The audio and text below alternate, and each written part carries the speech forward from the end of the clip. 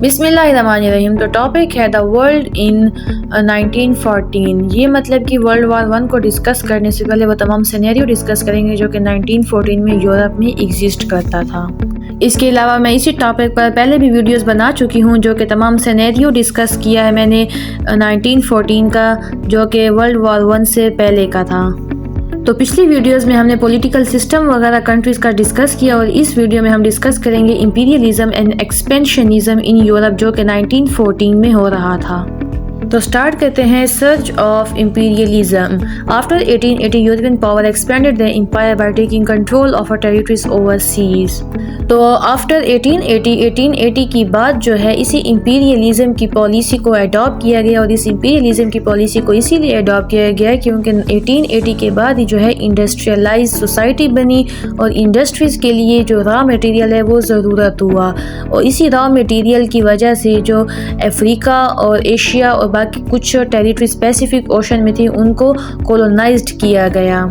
तो इसी तरह इन तमाम कंट्रीज़ ने 1818 के बाद से लेकर 1914 तक जो है एक बड़ी बड़ी एम्पायर्स बना ली थी, बहुत सी टेरिटरीज को कॉलोनाइज कर लिया था। और अब आ जाते हैं स्क्रैम्बल फॉर अफ्रीका। मतलब कि 1818 से बाद का जो पीरियड था जिसमें यूरोपियन कंट्रीज़ ने अफ्रीका को कॉलोनाइज किया हुआ था, अफ्रीका की टेरिटरीज को, उस पीरियड को कहते हैं स्क्रैम्बल फॉर अफ्रीका।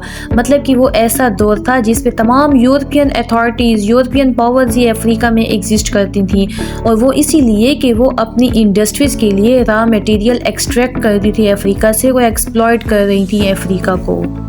अब आ जाते हैं इंटरवेंशन इन चाइना।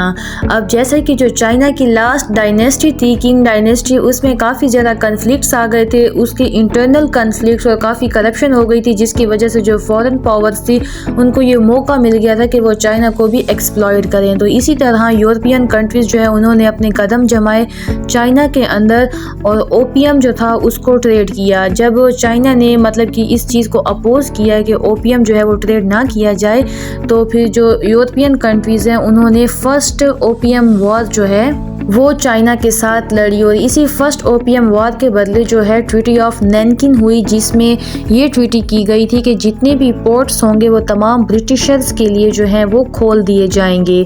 तो इसी तरह वक्त गुजरने के साथ साथ जो है बाकी भी सुपर पावर्स चाइना के साथ साथ इन्फ्लुएंस डाल रही थी, जैसे कि जापान हो गया। यूरोपियन कंट्रीज़ के साथ जापान भी काफ़ी जो है इन्फ्लुएंस डाल रहा था चाइना पे।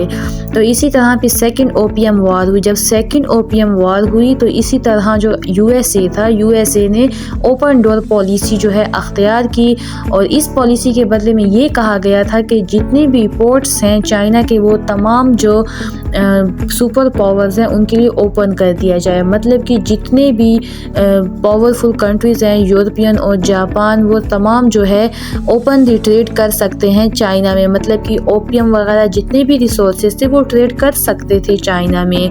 तो इसी तरह जो जापान था उसने ताइवान पे भी काफ़ी अपना इन्फ्लुएंस डाल दिया था और मंचूरिया के भी कुछ पॉइंट्स थे, वहाँ पर भी काफ़ी ज़्यादा जो है जापान ने अपना इन्फ्लुएंस डाला था, जिसकी वजह से जो चाइना है वो यूरोपियन कंट्रीज़ की जद में आ गया था।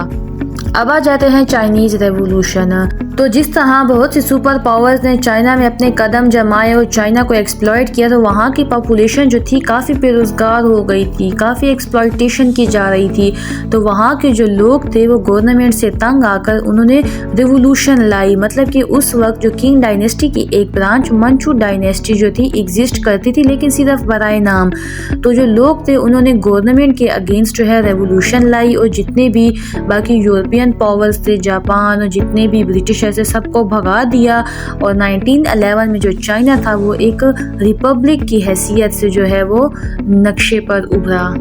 तो इसी तरह इस इंपीरियलिज्म और एक्सपेंशनिज्म की पॉलिसीज़ ने चाइना को भी काफ़ी सफ़र किया था। इसके साथ साथ एशिया में भी बहुत ज़्यादा कॉलोनीज़ बनाई थी, जैसे कि सब कॉन्टिनेंट में कॉलोनीज़ बनाई थी, सब कॉन्टिनेंट को एक्सट्रैक्ट किया, इन्होंने एक्सप्लॉइट किया। तो वर्ल्ड वॉर 1 के स्टार्ट होने से पहले ये तमाम सूरत हाल थी। मतलब कि यूरोप में ये सूरत हाल थी कि एक्सपेंशनिज्म, इंपीरियलिज्म की पॉलिसी को सब अडॉप्ट करते थे और 1880 के बाद ये सब कुछ हुआ क्योंकि इंडस्ट्रीज़ की वजह से। तो ये वो तमाम सूरत हाल है जो जंग से पहले की हमने डिस्कस की है। तो सिंपली ये था मेरा आज का टॉपिक। इसके अलावा अगर आपने मॉडर्न वर्ल्ड हिस्ट्री को समझना है तो आप मेरी चैनल की प्लेलिस्ट में जाके तमाम वीडियोस पर विजिट कर सकते हैं, ताकि आप डिटेल से मॉडर्न वर्ल्ड हिस्ट्री को स्टडी करें और साथ रेफरेंस भी दिया गया है। इसके अलावा वीडियो को लाइक कर दीजिएगा, शेयर कर दीजिएगा एंड चैनल को सब्सक्राइब कर दीजिएगा। बहुत शुक्रिया। अल्लाह हाफिज़।